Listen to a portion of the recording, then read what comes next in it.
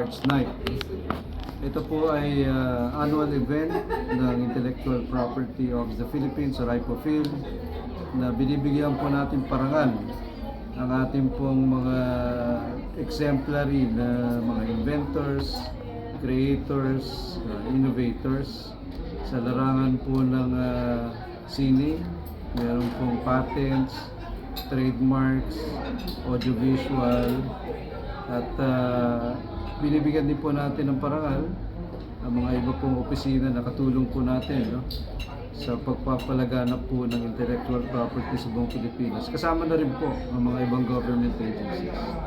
So maraming salamat po sa pag-cover. Sir, paano nyo po pinapaigting o mas pinapalawak pa na mas marami po ang gumawa ng mga iba't iba pong mga pwede nilang ilahok para sa Gawad Yamang Isip? Ano po, no? Patuloy tayong nagtatrabaho po para lumaki po ang awareness ng mga Pilipino sa intellectual property, no?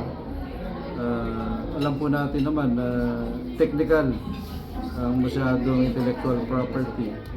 Kaya po pinipilit po natin itong maintindihan ng bawat Pilipino. Kaya po patuloy po kami nag-iikot sa buong Pilipinas, no? Mga probinsya, iba-ibang regions, para po ma-explain po kung ano po yung intellectual property sa ating pong mga kababayan, no? At pinag-iigting din po natin yung pagpalaganap ng ating IP field offices, no? Sa ngayon po meron na tayong 16 sa lahat po ng regions, no? And meron na rin po tayong 22 na mga help desks sa mga probinsya na tutulong po sa atin, lalong-lalo na po sa ating mga MSMEs, no? Kung paano po mag-file ng kanilang application sa kanilang intellectual property o tinatawag po namin Yamang Isip.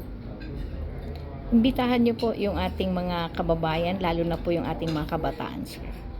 So niimbitahan po namin kayo, lalong-lalo na po yung ating mga kabataan. Bisitahin po ninyo ang aming website www.ipophil.gov.ph at tignan po ninyo doon ang ating pong mga programa. May mga webinars po kami at yun po ay libre para po malaman po ninyo kung ano po ang inyong intellectual property rights, no?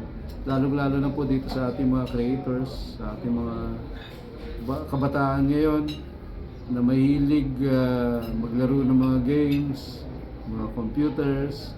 Tignan po ninyo, no, kung ano po yung nararapat na programa po para sa inyo.